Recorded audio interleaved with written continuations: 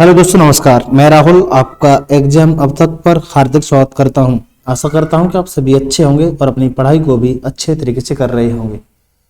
जैसा कि आपने देखा कि हम एवरेज स्पीड के कॉन्सेप्ट को डिस्कस कर रहे हैं। पिछली क्लासेस में हमने एवरेज स्पीड जब दूरियां बराबर बराबर हों फाइंड आउट करने की कोशिश की थी, कुछ इसी तरह के क्वेश्चन किए थे। आज हम स्टार्ट करने जा रहे हैं जब दूरियां डिफरेंट डिफरेंट हों तो औसत चाल किस तरीके से निकाल ली जा सकती है। आइए जानते हैं। सबसे पहले आप एक बेसिक सा क्वेश्चन देख रहे हैं जो कि एवरेज स्पीड पर निर्धारित है। आइए करते हैं इस क्वेश्चन को। क्वेश्चन में बोला गया है a boy goes to school at the speed of 30 kilometre per घंटा and return at x kilometre per घंटा, then average speed of boy 240/7 kilometre per घंटा, find the value of x।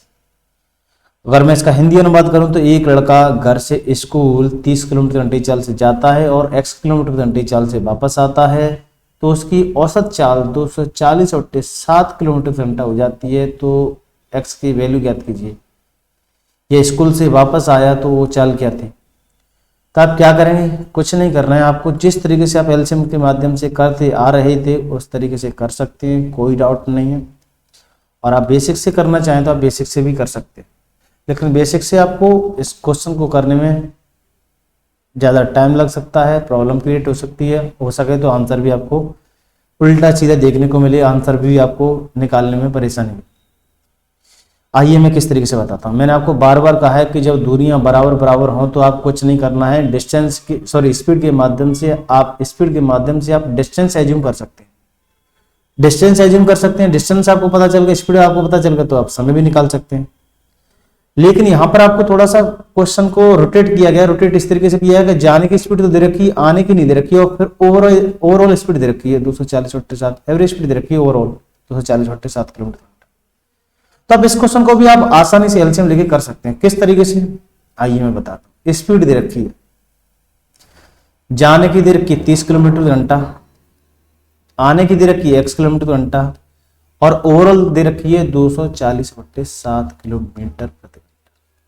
तो आपको कुछ नहीं करना है, डोंट वरी। आपको आने की बेशक नहीं दे रखी है, आपको एवरेज स्पीड तो दे रखी है, आपको जाने की और एवरेज स्पीड दोनों दे रखी है। तो आप केवल और केवल उसी के माध्यम से आप एलसीएम लेकर डिस्टेंस एज्यूम कर सकते हैं। आपको दे रखी थी 30 और 240/7। अब जब ऐसे फ्रैक्शन में जब आपको वैल्यू दे रखी है तो उसका एलसीएम कैसे लेते हैं, उसका एलसीएम ऐसे लेते हैं कि आप कुछ नहीं करना है, आप न्यूमरेटर का एलसीएम लेंगे।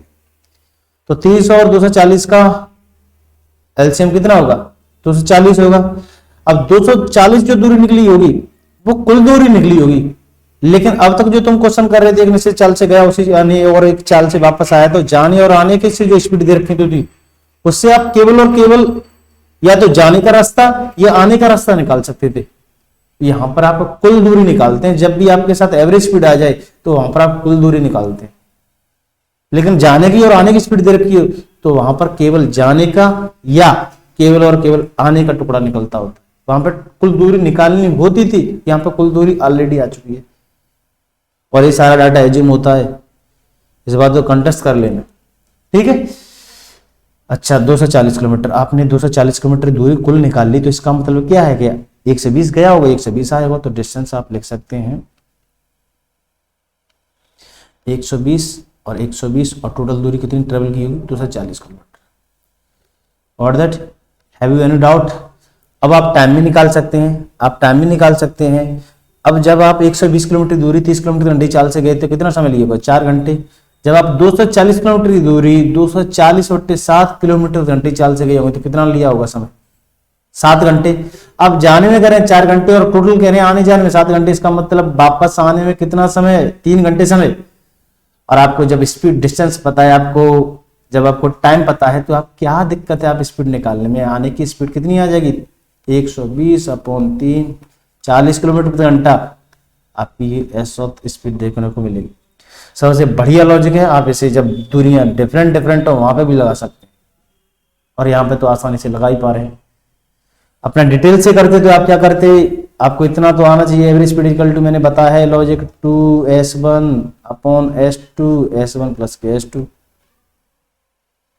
यहाँ पर रखते 240/7 और यहाँ पर रखते 2 × 30 × s2 ऐसे ही रखते 30 प्लस के S2। तो ये सारा आपके लिए वर्क है, आप इसके माध्यम से अपना आंसर ला सकते हैं, जो कि आपको 40 किलोमीटर घंटे ही देखने को मिलेगा। चलते हैं अपने मेन टाइप की ओर, जो हम बताना चाहते हैं। आपको निकालना है एवरेज स्पीड जब दूरियां भिन्न भिन्न हों, अलग अलग हों, तो वहां पर एवरेज स्पीड कैसे निकालेंगे। तो आपको अपने बेसिक लॉजिक को तो कभी फॉरगेट नहीं करना है। एवरेज स्पीड इक्वल टू होता है total distance upon total time. आपको ये लॉजिक तो फॉलो करना ही, ये लॉजिक तो आपको फॉरगेट करना ही नहीं, हमेशा आपको ये दिमाग में रहना चाहिए। हाँ, ये थोड़ा सा एग्जाम्पल के माध्यम से समझाने की कोशिश करता हूं किस तरीके से ये क्वेश्चन फ्रेम होता है। मान लीजिए एक लड़का है, 10 किलोमीटर की दूरी गया, 10 किलोमीटर की दूरी गया, 10 किलोमीटर की दूरी गया 20 किलोमीटर घंटे चाल से, ठीक है। और नेक्स्ट अगली दूरी 20 किलोमीटर की दूरी लड़का गया 30 किलोमीटर प्रति घंटे की चाल से। एक मेरी विशेष सूचना कि जब भी मैं क्वेश्चन बताऊं ना, जब भी किसी टाइप का मैं पहला क्वेश्चन बताऊं, उस क्वेश्चन को आप एकदम नजरों से नजरें मिला के उस क्वेश्चन को देखा करिए, क्वेश्चन की नजरों से नजरें क्वेश्चन को मिला के देखा करिए, जिससे आपको अगर उस क्वेश्चन को समझ गए तो आप उस पैटर्न पे मैं कितने भी क्वेश्चन कराऊं क्या दिक्कत होगी। आप थीम जानने की कोशिश कीजिए, मेरा कहने का तात्पर्य यही। क्वेश्चन कभी भी नहीं रटना कि मैं कहूंगा वो क्वेश्चन आएगा, लेकिन इस बात की मेरी गारंटी रहेगी कि थीम आपको जरूर देखने को मिलेगी, लॉजिक आपको जरूर देखने को मिलेगा। अच्छा, ये क्या है कि एक लड़का है 10 किलोमीटर गया 20 किलोमीटर घंटे चाल से, अगली 20 किलोमीटर दूरी गया 30 किलोमीटर घंटे चाल से, बताइए एवरेज स्पीड क्या होगी। तो आप अपने बेसिक से अपने उससे तो कर ही सकते हैं कि आपको average speed equal to logic क्या है, एवरेज स्पीड टोटल डिस्टेंस 10 गया फिर 20 गया। अच्छा, 10 को जाने में कितना समय लग गया, डिस्टेंस अपॉन स्पीड 10/20, और 20 किलोमीटर को जाने में कितना समय लिया 20/30। इससे अपना सॉल्यूशन करेंगे तो कितना मिलेगा आपको 30। यहाँ से आप कैंसिल आउट कर सकते हैं आसानी से, 1/2 और 2/3, और इसके एलसीएम मिलेंगे 3 1 3 2 3 4, 30/7/6, और ये 6 पहुंच जाएगा ऊपर। तो आप फाइनली कह सकते हैं 30 × 6/7, 180/7 किलोमीटर प्रति घंटा। ये तो रहा बेसिक तरीका, जिसको आप आसानी से कर सकते हैं, कोई दो नहीं है। लेकिन थोड़ा सा अब मैं आपको बताता हूँ शॉर्ट ट्रिक तरीका, और वो भी तरीका वही है जो हम अब तक एवरेज स्पीड में अप्लाई करते आ रहे हैं, एलसीएम का तरीका। उस एलसीएम के तरीकों को यहाँ पर लगाने के लिए थोड़ा सा आपको टर्म एंड कंडीशन समझ में अच्छे तरीके से आनी चाहिए। आइए समझाता हूं, उससे भी यही आंसर आपको देखने को मिलेगा 180/7 किलोमीटर। आइए समझाता हूं। यहां पे आप क्या करेंगे कि आप जो भी यहां पर डिस्टेंस दे रखी है उनको थोड़ा सा फॉरवर्ड करने की कोशिश करें। केवल और केवल आप इतना दिमाग में रखिए, केवल यहां पर आपको स्पीड दे रखी है, तो 20 और 30 स्पीड दे रखी है। जब स्पीड दे रखी होती है तो मैं आप उससे एलसीएम एज्यूम कर सकता हूं। एलसीएम एज्यूम कर लूंगा तो 20 किलोमीटर प्रति घंटा और 30 किलोमीटर घंटे चाल से एलसीएम है उसका कितना आएगा 60 आ जाएगा। आप कह सकते हैं कि वो ना 10 किलोमीटर की दूरी है ना 20 किलोमीटर की दूरी है, वो दूरी में मानना 60 किलोमीटर की दूरी, ठीक है। 60 किलोमीटर की दूरी मानना तो ये कितना 20 तिया और 30 दूनी, घंटे कितने लिए 3 घंटे और 2 घंटे। अब आप क्या करेंगे, इस 60 किलोमीटर का इसके साथ भी मल्टीप्लाई कर दीजिए, आप इसके साथ भी मल्टीप्लाई कर दीजिए, तो आपके पास एवरेज स्पीड देख रहे हो क्या मिलेगी। अब आप आसानी से निकाल सकते हैं टोटल डिस्टेंस कितनी हो जाएगी 600 और प्लस के 600 और ये कितना हो जाएगा 20 है 6 दूनी 12 120, सॉरी यहाँ पे भी 60 1200 हो जाएगा, यहाँ पे 1200 अपॉन। अब आप इस दूरी को आप इसी चाल से ट्रेवल करें तो कितना टाइम लेंगे 600/2 30, और इसी 1200 को 30 से डिवाइड करें तो कितना आ जाएगा 1200 को आप 30 से डिवाइड करेंगे 1200 को आप 30 से डिवाइड करेंगे तो 40 आ जाएगा। यहाँ क्या देखेंगे आप 1800/70 और आपको आंसर देखने को मिल गया 180/7 किलोमीटर। ये तो रहा थोड़ा सा आपको शॉर्ट ट्रिक का व्यू दिखाने का तरीका, लेकिन आपको इस तरीके को अप्लाई नहीं करना है। आपको रियल जो शॉर्ट ट्रिक लगानी है वो क्या लगानी है कि आप यहां पर इस 10 किलोमीटर को 20 किलोमीटर को आप कुछ नहीं कीजिएगा, यहां पर रेशियो मान है, उनको काट के रेशियो मान लें और एक नई डिस्टेंस एज्यूम करें, नई डिस्टेंस का रेशियो के साथ मल्टीप्लाई करें। मैं बताता हूं, अगर इसको मैं 10 किलोमीटर और 20 किलोमीटर ना मानता, इनको सीधा मैं मान लेता 1:2 और फिर 1:2 का आप इनके साथ मल्टीप्लाई कीजिए 60 और 60।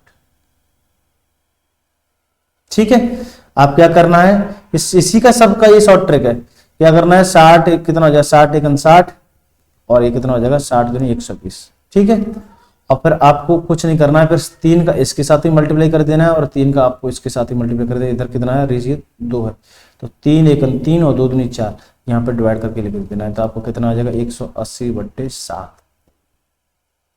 और दैट आपको यही आंसर इससे भी देखने को मिलेगा। थोड़ा सा प्रैक्टिस करेंगे, अब इन क्वेश्चनों को देखेंगे, मैं बार बार इन क्वेश्चनों को कराऊंगा तो ज्यादा रिहर्सल होगा, ज्यादा आप समझ पाएंगे। आइए मैं समझाता हूँ। नेक्स्ट क्वेश्चन बोला, boy going to school 20 kilometre घंटा, sorry boy going to school 20 kilometre distance at 30 kilometre घंटा and next 30 kilometre distance at 40 kilometre घंटा, find the average speed of boy. कुछ नहीं करना है आपको, मैं जो तरीका बता चुका हूं उसी तरीके से करना है कि आपको जो डिस्टेंस दे रखी थी उनका सीधा बना लेना रेशियो। 20 किलोमीटर दे रखी थी और 30 किलोमीटर दे रखी थी, इनका रेशियो कितना हो जाएगा 2:3 मान लीजिए, इनको गोली मारिए 2:3। और ये स्पीड दे रखी थी उनसे एलसीएम लीजिए 30 किलोमीटर घंटा और 40 किलोमीटर घंटा। ठीक है, 20 और 40 का एलसीएम लेंगे तो कितना आ जाएगा आपके पास 120 किलोमीटर। 120 किलोमीटर का आप इनके साथ मल्टीप्लाई कीजिए, ये आप सीधा इनका जोड़ के आप ऐसे करते 2 × 120, 3 × 120, ऐसे ही करते। आप इस बात को ऐसे नहीं कर सकते हैं 5 × 120, क्योंकि आप जब 120 कॉमन ले लेंगे तो जो आपके पास रिमेन नंबर होंगे वो ऐड होंगे, जो मैंने लिख दी 5। तो इस बात को आप डायरेक्ट इस तरीके से ले सकते हैं। फिर क्या करेंगे आप 120 का डिस्टेंस के साथ मल्टीप्लाई कर दिया, और जब आप जो टाइम निकालें 4 घंटे यहाँ पे निकलेगा और यहाँ पर कितने निकलेगा 3 घंटे। अब इन टाइम का इस दूरी के रेशियो के साथ मल्टीप्लाई करके सीधे नहीं लिखे 4 दूनी 8 और कितना हो जाएगा तुम्हारा 3 × 9।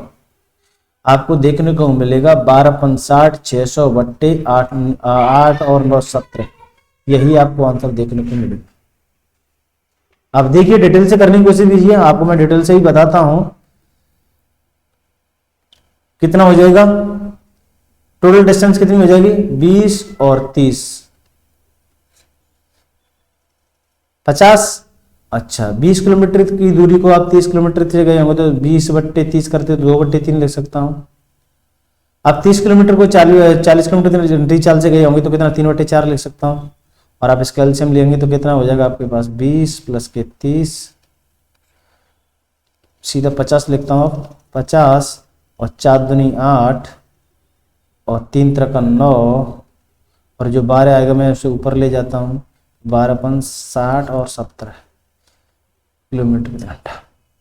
अब इसे मैं फॉलो करने की इसलिए थोड़ा सा नहीं कहूँगा, अभी तो फॉलो कर सकते हैं, लेकिन इसे फॉलो करने की इसलिए नहीं कहूँगा कि अभी जो आने वाले क्वेश्चन आप कुछ इस तरीके से मिलेंगे। आपको 20 किलोमीटर घंटे चाल की कह देगा, 20 किलोमीटर दूरी कह देगा 30 किलोमीटर घंटे चाल से गया, और 40 किलोमीटर की दूरी 30 किलोमीटर की दूरी आगे की जो 30 किलोमीटर की दूरी है उसे एक निश्चित चाल से गया तो उसकी एवरेज स्पीड हो जाती है इतनी जाके, तो आपको फिर इससे पूछेगा, तो वहां पे आप थोड़ा सा परेशान हो सकते हैं।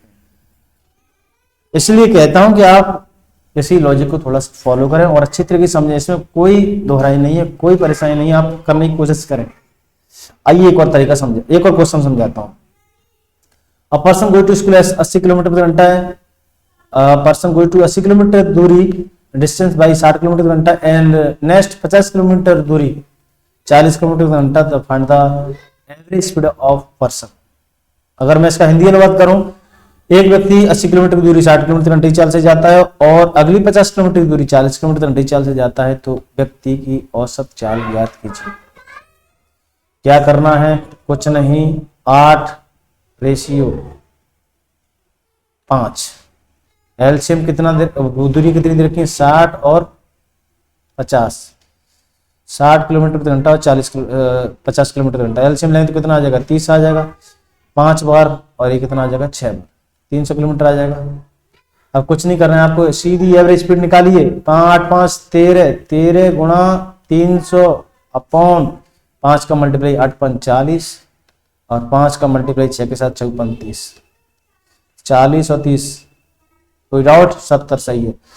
13 गुणा 300 अपॉन 70, 70 से आप इसे काटिए, 13 3 39, 390 बट्टे 7 किलोमीटर प्रति घंटा आपको औसत चाल देखने को मिलेगी। कितनी देरी लग रही है इस क्वेश्चन पर? इसका लॉजिक भी अगर जानना चाहते हैं ऐसा क्यों होता है, ऐसा क्यों कर रहे हैं, तो मैं इसको बता दूंगा। आप अपना प्रॉब्लम को कमेंट बॉक्स में शेयर कर सकते हैं। लेकिन आपको अगर सीधा सा करना है तो कोई कतई दिक्कत नहीं होने वाली आपको। आइए देखते हैं नेक्स्ट क्वेश्चन को। अब a train move at 160 kilometre for 5 kilometre and at 64 kilometre प्रति घंटा for next 7 kilometre, what is the average speed of train.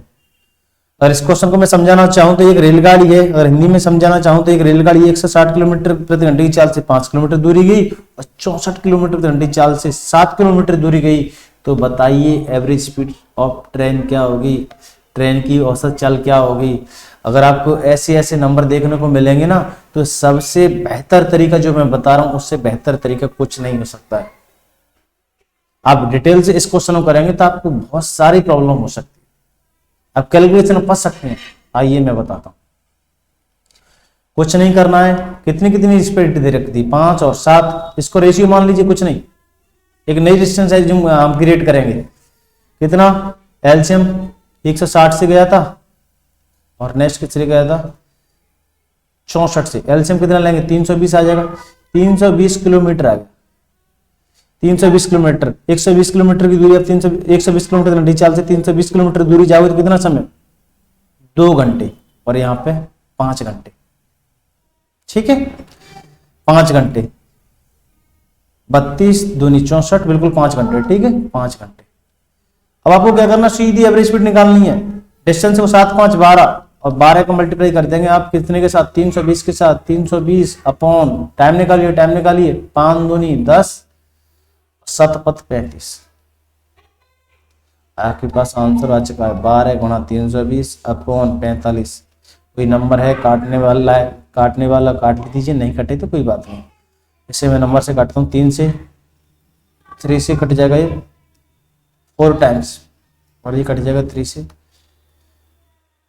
15 बार, और ये 5 से कट जाएगा 3 टाइम्स, और ये 5 से कट जाएगा 5 6 के 30, बची तो 5 6 के 30 और बची तो 5 चौक 20 और 64 चौके 14 16 की 6 हासिल 1 6 चौक 24 1 25 226 बट्टे 3। जैसे आप और कहना चाहें या तो आप इसी रूप में आंसर देखेंगे किलोमीटर प्रति घंटा एवरेज स्पीड, या और कहना चाहें तो 8 24 बची 1 5 15 बची 1 50 से 1 और 3 किलोमीटर प्रति घंटा, और कहना चाहें तो 85.3333 किलोमीटर प्रति घंटा। ठीक है, सबसे औसम बढ़िया औसम तरीका, सबसे बढ़िया तरीका। नेक्स्ट मिलते हैं अगले लेक्चर में आपको कुछ इसी तरीके क्वेश्चनों के साथ। जब तक के लिए आप इसे अच्छी तरीके से रिवाइज कीजिए। बाय बाय, टेक केयर, धन्यवाद।